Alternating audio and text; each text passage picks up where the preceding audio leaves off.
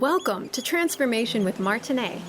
Martine Emmons is a transformational life coach who broke free from childhood abuse, sexual trauma, and overcame cancer to become a powerful force of healing and hope for others. Martine describes traumatic events as fierce emotional tsunamis. They can leave impending doom and destructive tidal waves of emotions that hit you when you least expect it. Martine helps her clients dive into the depths of their trauma and pain as she stands fiercely advocating for them to shine a light on those experiences and find the lesson in the pain. She serves as a beacon of hope that guides you to see the strength, lessons, and purpose that can be born from the pain. You can feel alive with purpose again when you awaken your dormant strength, step into your power with a sense of peace, and discover a new wave of hope with the right tools and support. Martine and her guests are here shining their lights today through empowering stories of hardship and transformation to inspire you to find hope and to see that there is a beautiful blue ocean of serenity, happiness, and fulfillment in your future. Transformation with Martine starts now. Welcome, everyone. I'm so excited to be back. Friday is my favorite day. And I was always telling my guests today, it's not because it's Friday and the weekend. It's like, I love this show.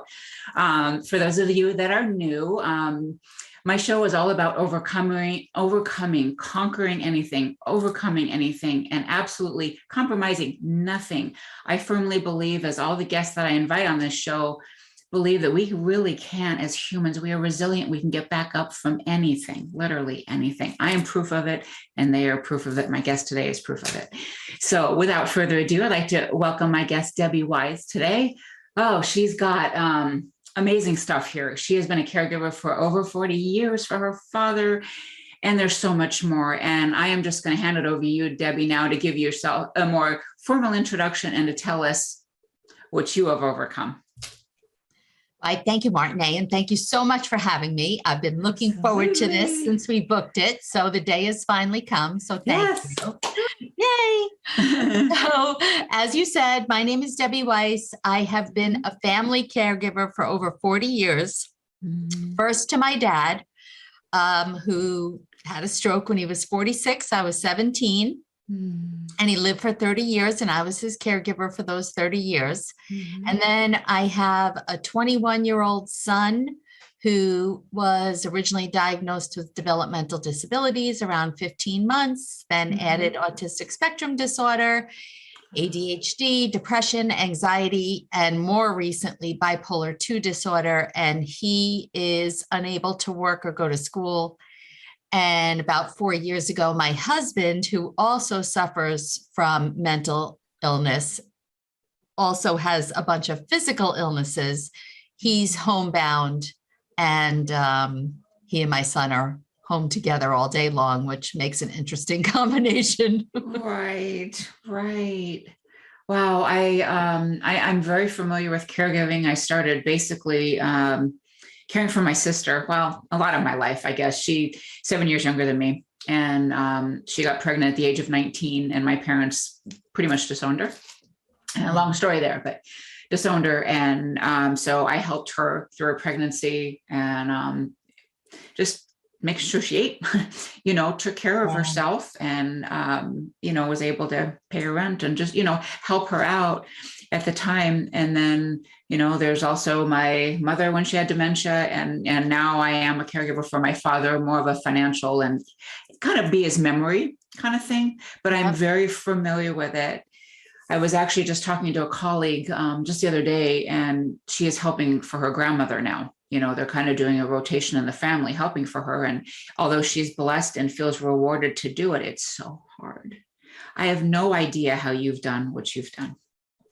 No idea. It is so hard. And, each journey, each relationship, each kind of hurdle that you go over or go through is a different experience. But I think in the end, the emotion and the stress and the overwhelm and, sadness, depression, hopelessness, I mean, it does come with a lot of emotion. Oh, absolutely. Because like I was just saying, it's like there's a reward there in caring for the people that you love. I think my sister was like the greatest reward, you know, being there and then watching this beautiful child come in and then help her there and so many things. And then my mom, it was very interesting because dementia is a horrible thing. Yep. And you watch somebody that is so strong, so vibrant, so positive, like such a bright light, just start going down. And she knows something's going on. And like there's like an acceptance phase of, gosh, I really do have something here. And it's humbling, you know. And I know, like when I got cancer myself, boy, you couldn't have been more humbled than having colon cancer. For me, a very modest and shy, introverted person, Yes. there's a lot to do with illness there that is so hard, not only for you as a caregiver, but for the person yourself, and the compassion that it takes. And some emotions that honestly, I don't feel proud to admit, but especially when I was younger, I was angry. I was resentful that I was put in this situation. Right. Right. And that doesn't feel good. Right. You don't want to admit that. Of course, I would never not care for my loved ones, Right. but it still did oftentimes leave me feeling kind of cranky and irritable. For sure. Oh gosh, I know I went through that with my mom, probably my mom especially, because I was used to her just being this, gosh, Wonder Woman. Yes. And there were times where I just like, but mom, I already told you this. And that was like, even before I really got to know what is going on here. Before I realized that this is much more than just getting older. Right. How old? So I know. Just out of curiosity. I'm trying to pinpoint the exact age, but she started going down when she had a really bad car accident with my dad. My dad, it didn't really phase him, the car accident. He was driving too. So I want to say 65. Wow. So yeah. young. Yeah. And she died at, God. Okay. So no, it was before that, maybe 62, because she died at 72. Yeah.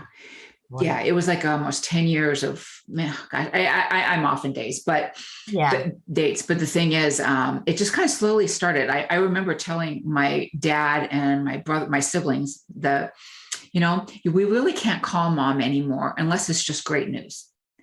You can't call mom to just kind of hash things out, or what do you think, mom? What do you think the next step is? Or just for mom, my mom just had the best hugs, and you could feel it in her voice if it wasn't a physical thing. Right. You couldn't get that anymore from her. Oh. That it's going to be okay. And you knew it when you got off the phone with her, or whatever the case. I knew that was changing. So there's so much compassion, but at the same time, it's just almost like an anger because my mom's gone and I lost her at a young age. And also like, oh man, because my dad called me about a year after I was gone. I left from California to Michigan, and he called me. He goes, you know what? I can't handle your mom anymore. Oh. I need your help. So they moved here, and that's kind of where, I started helping. So it's hard, but I can't imagine 17 having full care of my father. Well, first, let me go back to what you were saying about your mom. I can relate to something in regards to my husband, because there she was still with us, but she wasn't, right? She wasn't the same person. And so often we grieve for someone who's still alive. God, yes. Oh, we do. Yep. And I don't think that we really let ourselves do that or realize that it's a thing, so to speak. I lost my partner.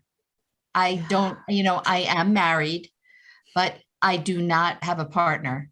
And that's been for many, many years. So I do everything alone and as a single person. And that's okay, except that I am married. And now instead of having a partner, it's even, worse, I guess, in a way, because I'm his caretaker. I'm his caregiver. So not only have I lost my partner, but now I have to take care of yet another another person. Gosh, it's so hard. Yep. Do you ever like, I'm sure you have gone through phases like there's just like, why me? Haven't I had enough of this? Oh my goodness. I mean, honestly, Martine, I can't even tell you for how many years I felt like the victim. I Mhm. also felt like every time that anybody talked to me, I was always complaining about my Right. situation, about my dad, back then, about then when I had my son. And, this just takes on a whole other level of feelings. Talk about that was a little bit different. I wasn't angry that I had to take care of him, especially Mhm. obviously he's my child, Mhm. but resentful. Why can't I have a typical child like all the other parents, that I'm exposed to at Yeah. school? And they're worried about all these, what I view as trivial, where I'm concerned, will my child ever have friends? Will he ever be independent? Big, big, Right. big issues. Right. And it was hard to be around, honestly, people. Right. Oh, I imagine so. Because you know that you're not talking about uplifting things or whatever, but you're sharing your reality, Yes, and it's not always pretty to other people or even yourself. right. For Yeah. sure. I relate to that. I remember a girlfriend of mine, it was really awesome. We worked at the same law firm, and every child, like, um, no, I had one, she had one, I had one, she had one, I had one, she had one, and then she had another one, and then I lost one. Uh, But her last child was born with Down syndrome and a little more severe. And she at one time said, I really contemplated giving him up because I don't think I have the compassion. She appears really hard to a lot of people, but she's the most loving person in the world when yeah. she gets to know you. And she's like, because I don't think I have the personality for it. And she goes, but then I thought, what would my other 3 kids think? That something goes wrong with them and then I just get rid of them. Oh, So I interesting. can't do that. Yeah. And he has turned out to be one of her biggest joys, blessings. And so much of this caregiving, I was also a caregiver for my former mother-in-law, my children's dad's Right. mom. And I remember there were a few times, like when we were in hospice care, and this was like the end of her life. And there were these moments sometime where she would just look at us and me, especially, she would look at me and she would say, wow, she goes, I need to shave my legs tonight because I'm going to see him. Like she would be talking like, I'm going to see my husband tonight, or I'm going to do this. And there were these like magnificent moments. Did you have some of those that kind of kept you going? Well, my dad was, even though he had a stroke, he just wasn't the same person, but Mhm. he was aware of everything that was going on. Mhm. Mhm. So I don't really think that I had those type of moments with him. He spent a lot of time living in the past, Mhm. I guess, which is typical, especially when you don't have anything else to do all day Right. long, especially Right. from such a young age, and really just reliving his regrets. Mhm. And for 30 years, he relived his regrets, which Mhm. is so sad. He Right. was, don't get me wrong, he had happy times and he was able to enjoy when I had my kids and all of that. But, Yeah. he, look, he was dealt a tough blow too. So, Right. to be at that time 46 years old, I mean, this was 1981. There wasn't any really a thing as independent living and assisted living and all of that. It wasn't as common as it is today. And there he was in a facility basically with 80-year-olds. Right. I mean, his parents were younger than the people that were in there. And there Right. he was. So, he had reason to be unhappy too. Right. Absolutely. We can have compassion. I mean, the biggest thing I've learned as a caregiver is compassion. Absolutely. Yes. So we're going to take a break. And then when we come back, I know that you had a big life-changing trip at age 50 Correct. that brought you to what you do today. And before we take this break, where can people find you? Caregiversupportsquad.com. All my contact information and everything is there. Isn't that the most fabulous name? I think it's so. perfect. Thank you. Yeah, absolutely. Okay, so thank you, everyone. And we'll be right back with Debbie. Thank you. Are you a caregiver who has given everything you have to your loved one and has nothing left for yourself? If you find that you're often feeling drained, overwhelmed, exhausted, angry, and burnt out, then you are in the right place. Debbie Weiss has been a caregiver for over 40 years. She experienced those same emotions until she discovered that she had a secret power. She can help you do the same. For more information, visit caregiversupportsquad.com.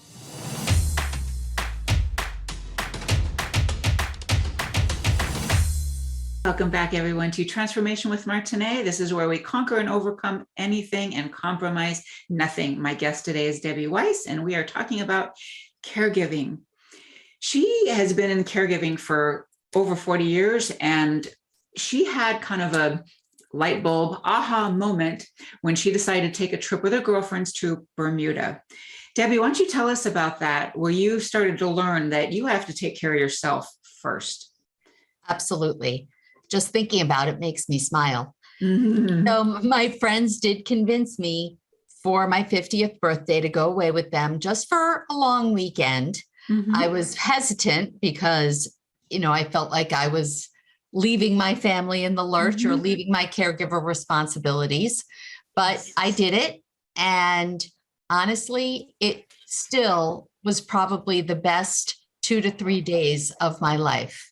Mm. It was the first time in my adult life that I was able to focus and pay attention to only my own wants, needs, likes.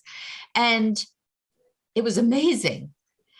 And what I realized while we were there is I had actually forgotten who I was as an individual, separate from Debbie, the wife, the caregiver, the mother, all of these, the working person, my regular work life. And I actually, one of my girlfriends is somebody I've been very close to since I was 12. And I actually had to ask her, did I used to be, it was actually about my laugh. I have this loud kind of cackle. And I guess I hadn't laughed in so long, and someone said something, and I thought, did I used to be known for my laugh, or am I imagining that? And she says, I can't even believe you're asking me that. And I truly had forgotten. I forgot how much I like to dance. I forgot how much I like to laugh. And it was great. And I came back from that trip, and I didn't come back consciously making a decision to change my mindset or what I was doing, but clearly I did subconsciously because, when you get a taste of something good, yes, you just want more of it.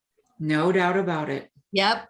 And since that time, which was 8.5 years ago, I have slowly been incorporating different types of self-care into and out of my life. But really, the most important thing is I realized, hey, this is my life. This is my one and only life. And if I'm not going to do something to live it for myself, not saying I'm not going to take care of my loved ones, but I should be able to do everything. Right. And that's what I've done. And it honestly has transformed my life, my attitude, my outlook, everything. So I know people are going to ask, or would ask if we were, we can open up this station, have people call in if you want. I have not. That's fine. Okay. All right. So if anybody does want to call in and ask Debbie a question, it's 800-930-2819. But I know that I would ask, especially if I was still in a more role than I am as a caregiver, how did you get away from that? Who did you have care for your loved ones, or what did you do to make it happen? When I went on that trip, well, quite frankly, it was not the same position I'm in now. My dad had passed away about a year beforehand. Okay. And my husband was still functioning. Right. So it was really just my son, who, I don't know how old he was, let's say 13 at the time. And I also have a younger son, by the way. So my sons. So for a few days, my husband was actually able to handle it. So I didn't have that worry, but in so many cases, that is such a problem, getting somebody to help with your loved one with that respite piece. It's a huge barrier that thankfully I did not have. I have it now, but I did not have it then. Right, right. I know I encourage, even in my own coaching practice, that even just, set aside a few minutes. I mean, something, even if it's going outside, breathing some air, walking up and down your street a couple times, it does your whole like mind, heart, body, and soul. Because once your body realizes that, like you said, when you get a taste of something, you want more. Once your body realizes that, oh, I can have a little bit of peace, the more you want of it. And your body starts to say, okay, I am important to her. She's going to let me have some time. Yes. And I think too, so many people, when they think of self-care, they think of several different things. Oh, that means I'm going to go get a massage. Okay, yes, that's a form of self-care, but that's just a very small piece. That's not really what we're talking about here. And the other thing is the time commitment. I don't have time for that. I say exactly what you do. Time, you need 1 minute. You don't even need 1 minute. Close your eyes and take some breaths. Go outside. Those are all forms of self-care. It's really tuning into what you need when you need it. Yes. And the thing that makes a lot of people mad sometimes, but I do it when it's necessary in my own practice. I don't have time for that. So it's not a priority. Good. You have to. What? Yeah. But like a lot of people, when you say that, so it's just not a priority for you. We all have the same 24 hours a day.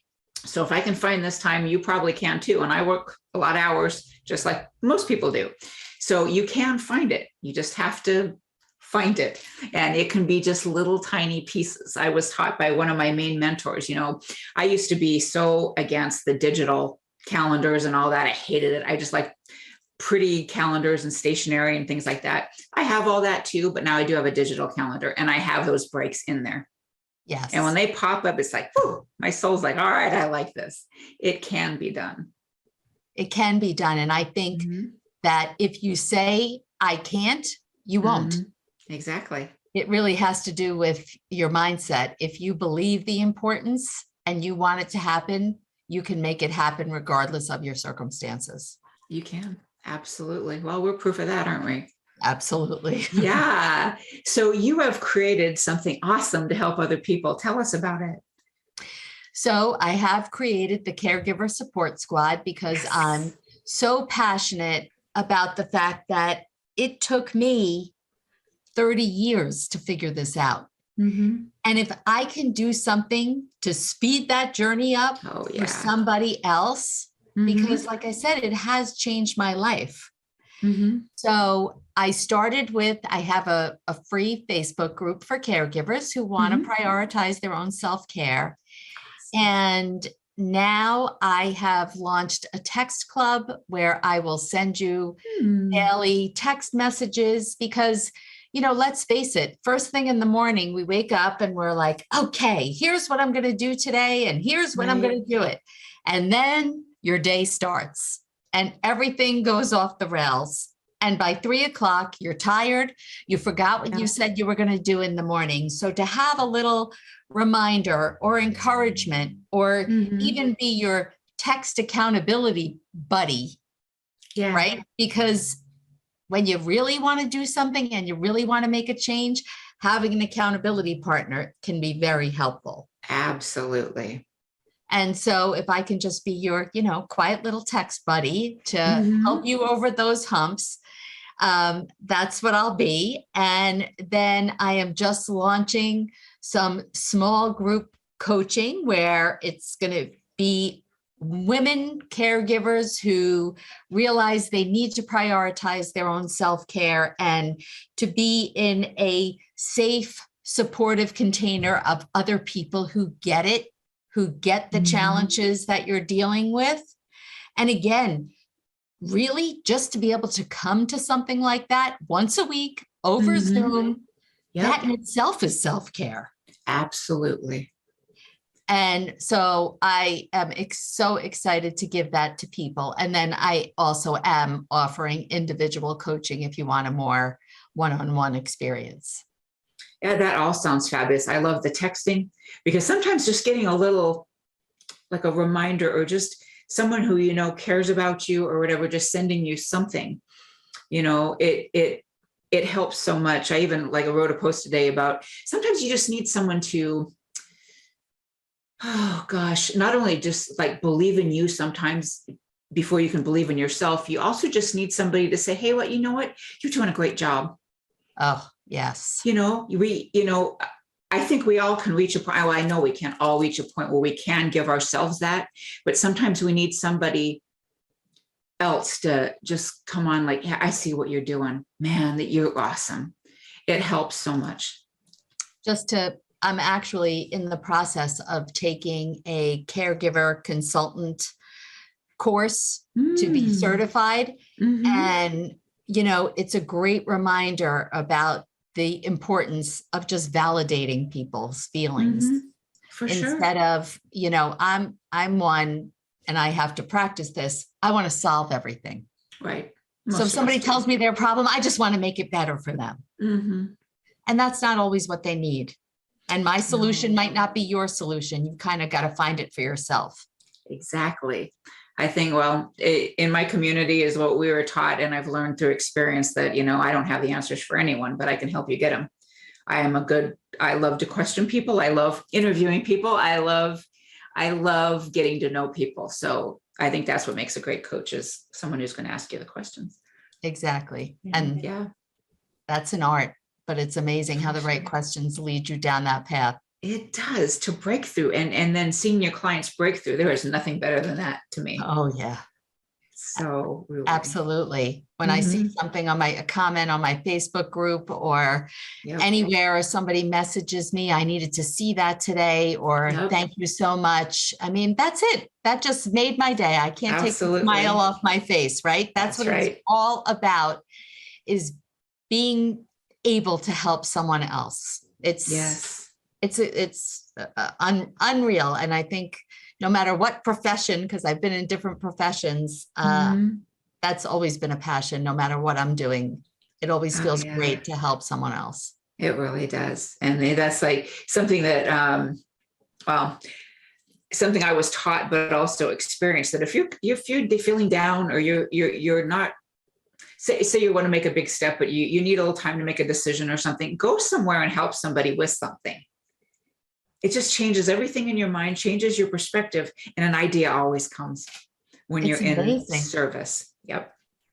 So true. Yeah. So true. Something that I don't think that we talk about enough and people don't draw on enough.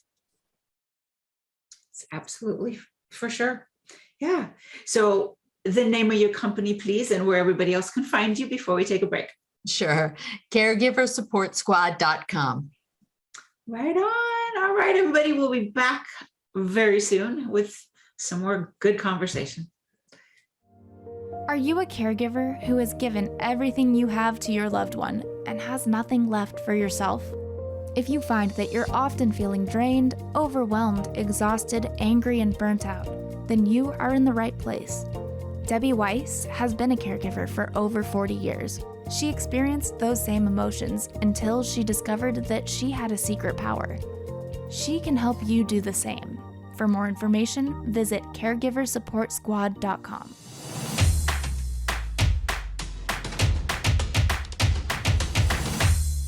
Welcome back, everyone, to Transformation with Martine, where we conquer and overcome anything, and we compromise nothing while doing so.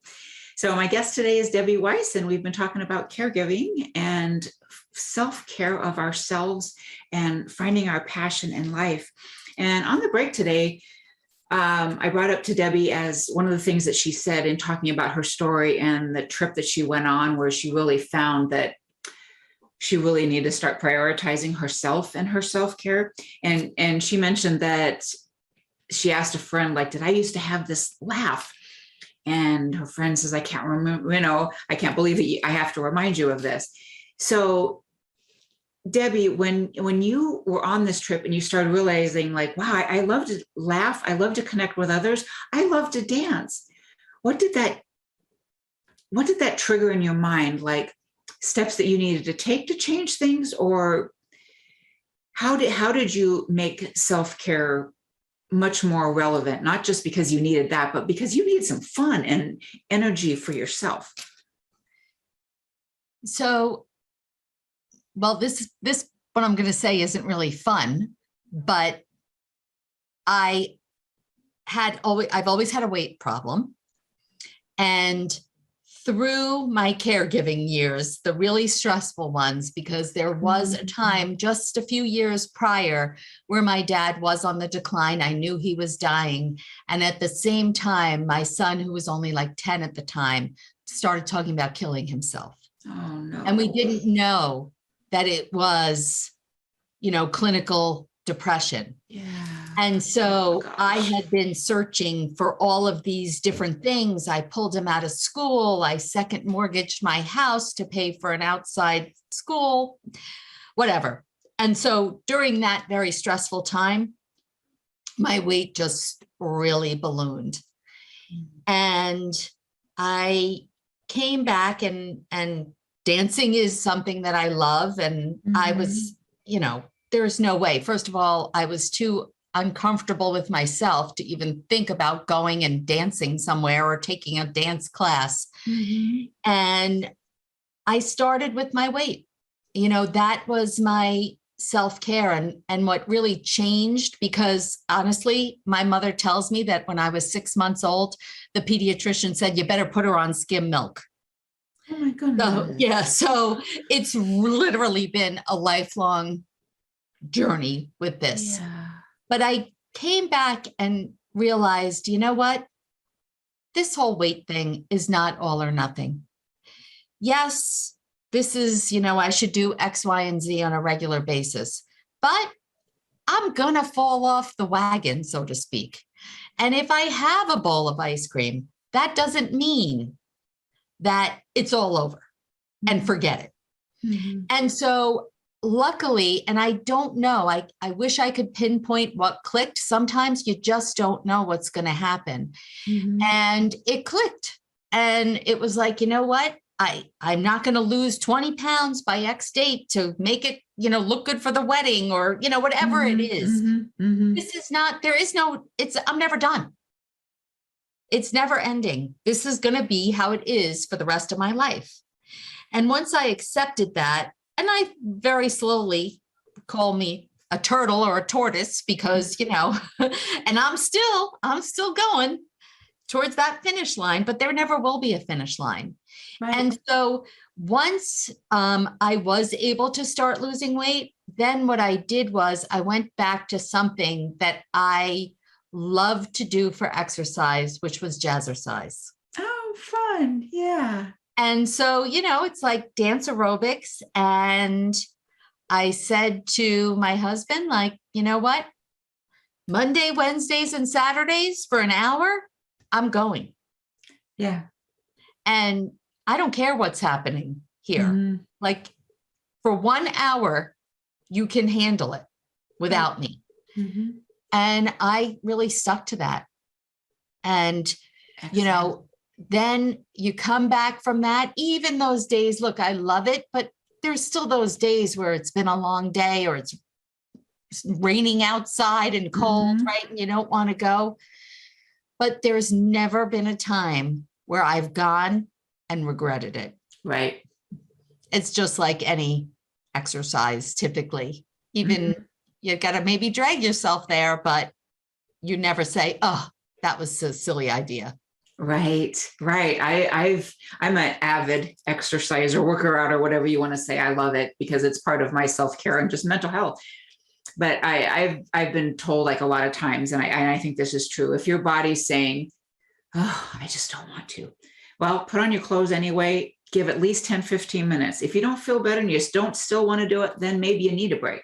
But otherwise, it's usually, gosh, in the first few minutes, like, all right, I could do this. Another 5 minutes, another 5 minutes, another 5 minutes, whatever it takes, because you know you're going to feel good.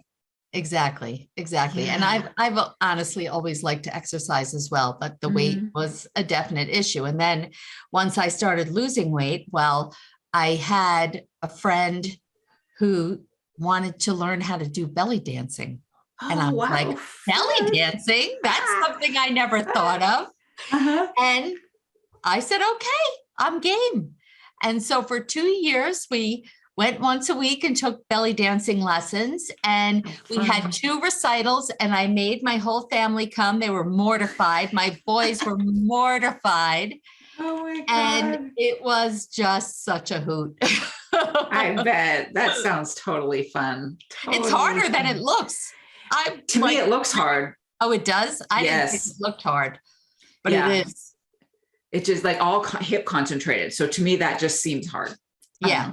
And all like isolation, like what, Yeah. one thing goes one way and one Yeah. thing goes the other way.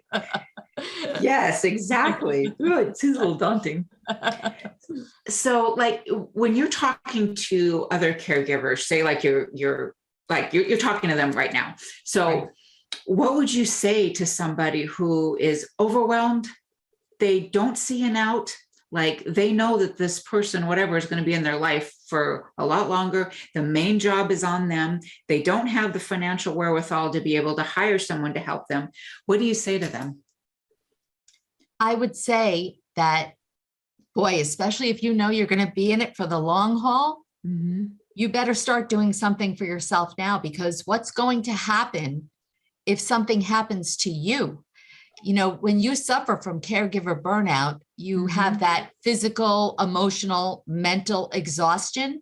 And there's a statistic that a quarter of the caregivers, family caregivers, say that caregiving has actually hurt their health, harmed their health, and that they would consider their health is fair to poor. So you're so worried about your loved one, and that's what makes you a wonderful, compassionate caregiver. However, you've got to worry about yourself as well. Yeah. And you don't need to have, especially nowadays, we were talking with the free online world that's out there. It doesn't have to be anything that costs money. It doesn't have to make you leave the house because you can't leave your loved one, right? There are so many different things that you can do, and you just really have to see what feeds your soul. And the biggest thing is start somewhere and start small. Just start Start doing something, right? And like we said a little bit earlier, it's almost like when you give yourself, your body a taste of something like that, you're going to want more, and you're going to make it a priority in your life. And it doesn't even have to be, of course, doing something for your body is fabulous, but, it could be something beside, of course, journaling, meditating, breathing, all of those things. But you know what? Recently, I've been realizing that my physical space so plays into my overall well-being. I have lived in my home for 23 years. And in that 23 years, I have not bought real grown-up furniture. I never painted the walls. Everything took priority. Financially, it took priority. My son used to do therapy in part of my bedroom. I never did it. And my husband no longer go up the stairs. He doesn't, sleep in our bedroom anymore. I had to make another room. And I said to myself, that's it.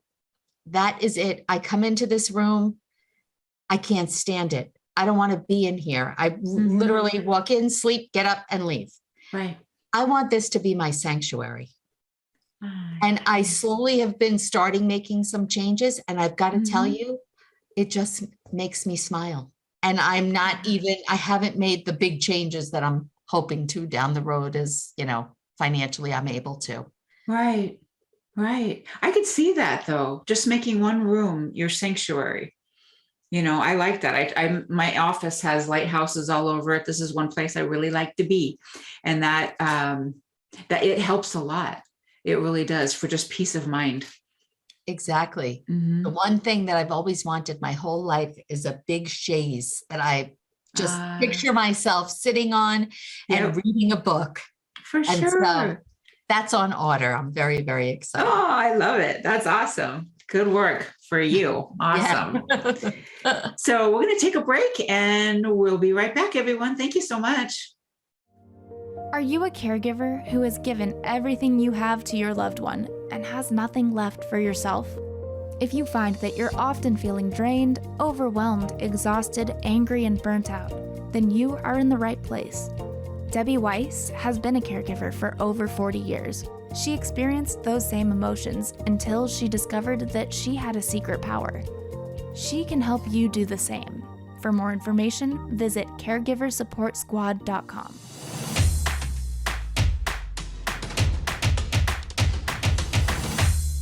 Welcome back, everyone, to Transformation with Martine, where we conquer and overcome anything. And I do mean anything. My guest today is Debbie Weiss, and we've been talking about caregiving.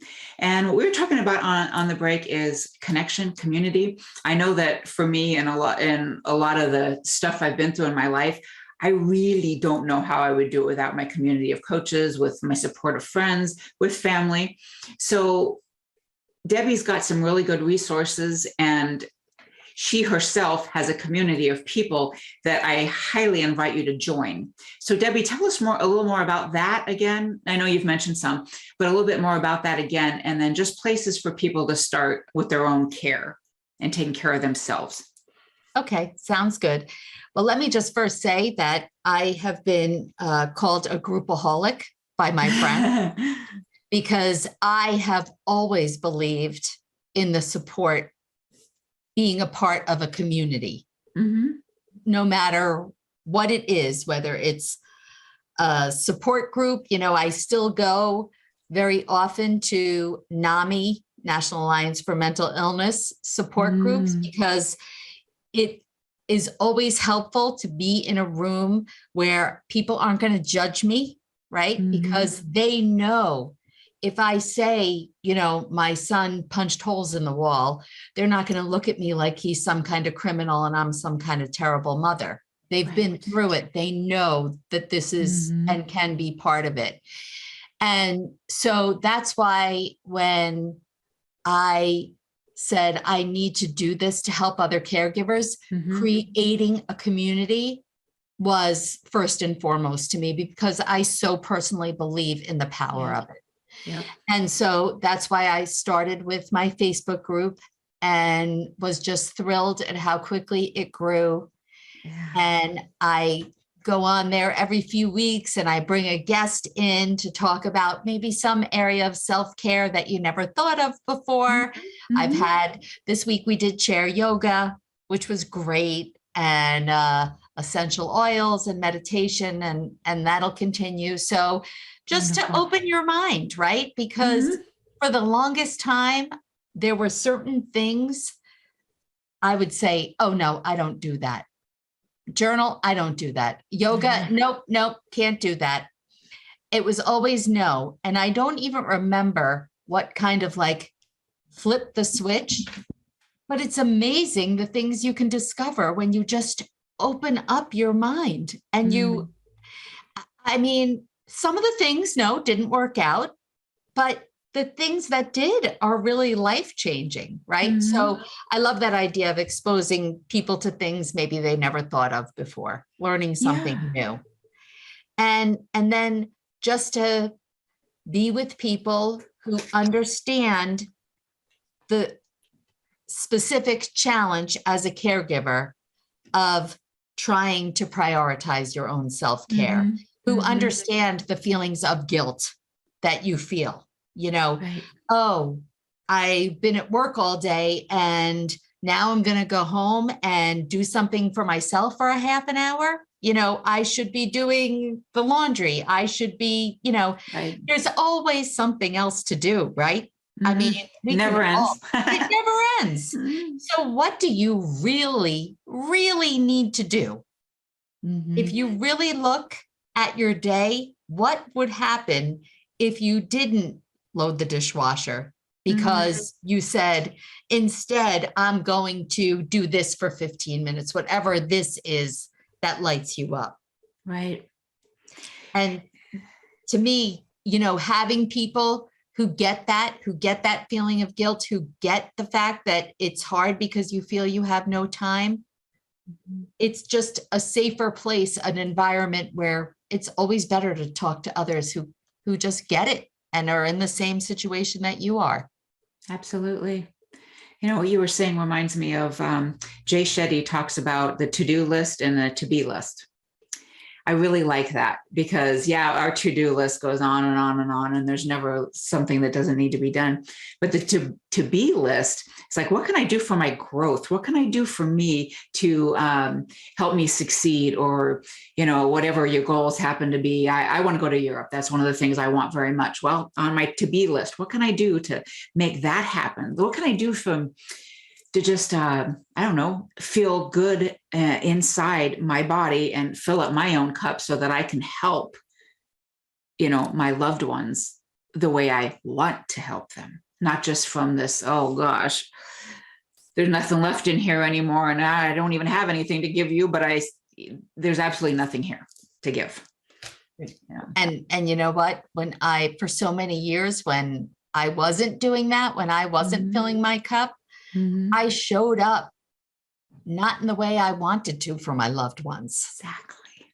I mean, looking back, I was downright nasty to my father sometimes. I had zero patience. Yep. Zero patience because I have no energy. I have no life. I'm torn. Where should I be? Should I be seeing my father at the nursing home? Should I be at my office because I'm letting the people down that I work with?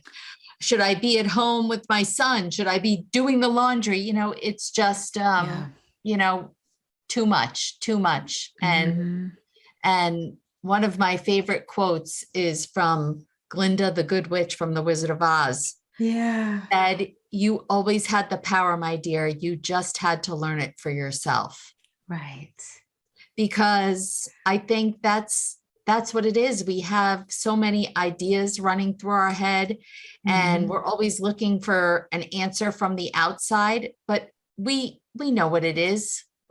It's just making ourselves get there and really such a mindset shift. Yeah. Yeah. I wonder, like we talk about, say, beliefs, limiting beliefs, things like this, like, a good question to ask somebody is like, do you really believe that it has to be done this way? Or did someone else put that in your head? Or, it just to really take a look at that. Like, I don't have time for that. I can't do this. This is what I need to do. This. Well, says who? Exactly. Yes, there are some things that you got to kind of, pull up your big girl panties and do, but there are other things where you actually can just put to the wayside. Absolutely. It's amazing. I don't know, maybe how many thoughts run through your head and who said that they're accurate? Right. We just believe anything we think. Yeah, that's the thing. It's like our thoughts is just something that just kind of runs through, and it's like you can just grab hold of them, one of them sometimes, just like, nope, doesn't work for me. And that's the hard part. Maybe. Yeah. Is catching yourself when that's happening and realizing that you're giving in to those limiting beliefs or those, negative thoughts. For sure. And really the key is awareness. And that's kind of where meditation comes in. That was one of the things that was not for me, that I could convince myself this is not for me. And I tried it once and maybe it was like a 2-minute meditation. And I remember running through my head during those 2 minutes was, oh my goodness, how am I supposed to stay here for 2 minutes? How could 2 minutes seem so long? This is impossible. I can't do this. I'm bad at this. I don't know how anyone does this. And that's what played through my head. And I don't remember honestly how or why I kind of stuck with it. I think I tried something a little different, and I needed somebody to, I needed someone to be talking to me instead of silence, whatever, there's so many different methods. And I've evolved since then. But, it made me understand, no, you're going to continue to think, but it's the ability to be able to notice when your mind goes down that runaway train path, stop yourself and bring it back. And that's why it's a practice, right? Yes. And breath helps. Yes. Okay. Breathe. So we have about another minute. What would you like to impart to our guests today and people who are in the position that you are and have been, but are? What would you like to say to them in just the next few seconds? I would like to say that please understand that self-care is a necessity. Mm-hmm. It is not selfish at all. No. It is imperative for your loved one, as well as, more importantly, for yourself. Absolutely. And I just hope the takeaway is that whatever it is, somehow that you will start in some small way, and it will change your life down the road, little baby steps at a time. Mm-hmm. But if you don't start, a year from now, you'll look back and say, oh, shoulda, woulda, coulda, I really should have. You don't want that. Right. And what you just said, small steps, small things lead to bigger wins. And you're going to start feeling so much better about your life if you take charge of it. So quickly, Debbie, where can they find you? Where can people find you? Yes. caregiversupportsquad.com. All my information, everything about me and my contact information is there. And I'd love to hear from you. Yay. Thank you so much, Debbie. This was a wonderful show and I can't wait to share it out. And everybody check her out. You in a caregiving position, please check out Debbie Weiss, and all the information will be in the notes. And we will see you next week at 10 a.m. Pacific and 1 p.m. Eastern. Thank you all. Thank you for listening to Transformation with Martine. Did listening today spark a sense of hope and possibility? Hold on to this feeling and tune in every second and fourth Friday at 10 a.m. Pacific for more inspiring conversations with Martine and her guests. They will show you there is hope, and you are right where you need to be. Martine is dedicated to supporting you right where you are while launching you towards promise, passion, and possibility that leads to the fulfilled life your heart aches for. If you're tired of being stuck, schedule a complimentary consultation with Martine and get on the exciting path towards the life you want to be living. Visit martineemmons.com and make your appointment today.